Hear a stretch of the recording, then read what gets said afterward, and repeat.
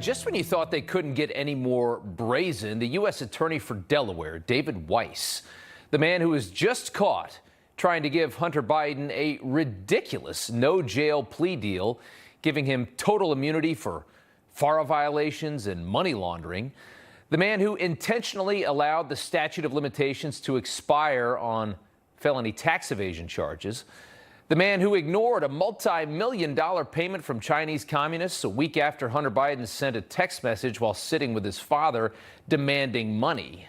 Yes, David Weiss has now been appointed special counsel over the Hunter Biden case. This is how Merrick Garland is trying to escape the smell of corruption in his DOJ, while also continuing to protect Joe Biden and his family. This is what they're trying to get away with now. The fact that they think they're going to get away with this shows how emboldened the DOJ has become. Earlier this year, IRS whistleblower Gary Shapley came forward and alleged the Department of Justice under both Donald Trump and Joe Biden was clearly protecting Joe Biden as a candidate for president and then as president himself. Shapley claimed David Weiss was effectively a puppet of the Department of Justice, tasked with investigating the Biden family for years and years and years on end without really investigating them at all. Before President Biden took office, he was directed to avoid leads involving Hunter's father. There were certain investigative steps that we weren't allowed to take that could have led us to President Biden. And you wanted to take them? We needed to take them. And you weren't allowed to take them? That's correct. Massive. How David Weiss would respond to that allegation would tell us everything that we needed to know. And Weiss, who had just spun his wheels for 5 years on an investigation that was never allowed to evolve, well, he fully backed up the Department of Justice that had legally sterilized him. Weiss sent a letter to Jim Jordan claiming he could request special attorney status in D.C. or California or any other district where the investigation might take him. Merrick Garland made the exact same claim in front of Congress, but the wording here is what's very important. Listen to it from Garland. The U.S. Attorney in Delaware has been advised that he has full authority to make those kind of referrals that you're talking about, or to bring cases in other jurisdictions if he feels it's necessary. And I will assure that if he does, he will be able to do that. So Garland and Weiss said the same thing. What they said was basically David Weiss is allowed to ask permission as much as he wants to dig deeper into this, to maybe go after Joe Biden, to maybe file charges in other places. And the Department of Justice will just continually say no. But he can keep asking. He can ask as much as he wants. He has full autonomy to ask as many times as he wants and hear no as many times as he wants, and keep this investigation from going absolutely nowhere or going anywhere. Even as so much evidence points toward a compromised president of the United States, we know where Weiss stands, being paid by adversarial countries and nefarious actors around the world. The Biden family has been the man who looked through a mountain of evidence over 5 years of influence peddling, money laundering, that led straight to the man who is now the president of the United States, and tried to prosecute it with a parking ticket for the president's son.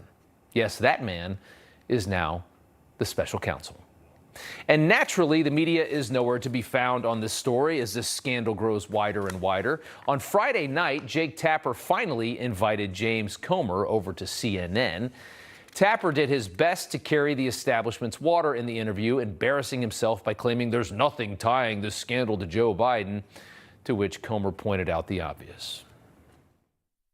I haven't yet seen any evidence that the president did anything wrong. Again, just looking for evidence, because we're talking about impeachment here. I don't see any evidence of any crime. This money from the Bidens happened while Joe Biden was vice president, while he was flying to those countries. He flew days after he left Romania.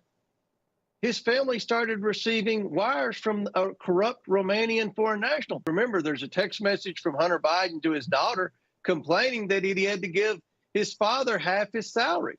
So we've gone through a lot of bank records. Yeah. We haven't gone through all the bank records, but look, we've caught Joe Biden in several lies, including that he never spoke with any of these corrupt people from these foreign countries that sent his family money. He had dinner with some of them.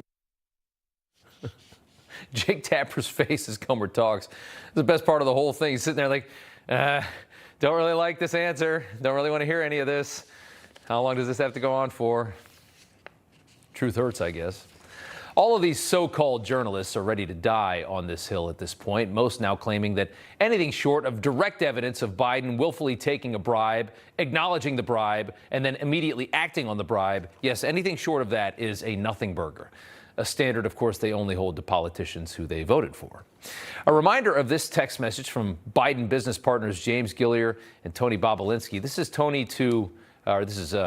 James to Tony when Tony was the new guy coming into the multi-million-dollar deals with the Chinese communists. James writes, "Don't mention Joe being involved. It's only when you are face-to-face that you can talk about Joe being involved. I know you know that, but they are paranoid." How friggin' obvious does it have to be? Two men who both worked with the Bidens in China. Just more to add to this massive pile of evidence that Joe Biden is compromised to our greatest adversary and to many other nations and corrupt actors all around the world. Again, a massive scandal that nobody wants to talk about. On ABC on Sunday, check out the spin job from Biden acolyte Jamie Raskin. You know, the money from Ukraine, the money from China, the money from Russia. Does any of this, well, you know, look, whether or not it's criminal, whether or not it warrants special counsel status, are you concerned about this stuff? Here's what I'm concerned about.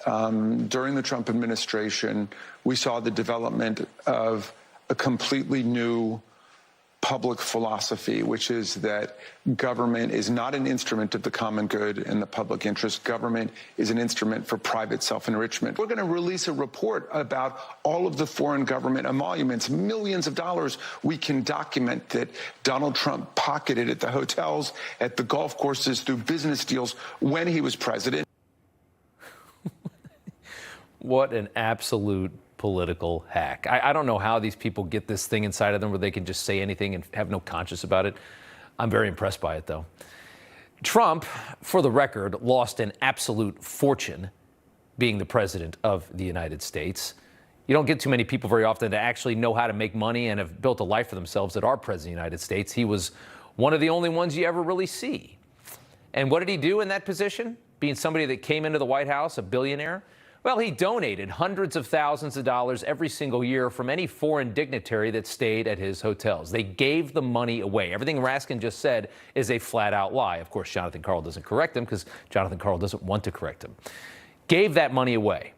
Trump never even took a salary as president of the United States. He just threw away $2 million just so he didn't have any appearance of being in this for the money. He just threw away $2 million. How much money would you throw away? How much money would Jamie Raskin throw away? Would he throw away his $180,000 a year? No. And the famous Kushner response that they all have with the Saudis giving Jared Kushner $2 billion, which gets said 5,000 times a day on CNN and MSNBC. A reminder, Jared Kushner runs an international investment fund. It is a very successful international investment fund. When people give Jared Kushner money, when the Saudis give Jared Kushner money, you know what Jared Kushner gives back? A profit, not a political favor. It's a real business. There's a huge difference. Joe Biden and his mooch family of morons can barely tie their shoes, let alone run a successful business, an international successful business. There's only one reason to give Joe Biden and his family any money, and it's very obvious: corruption.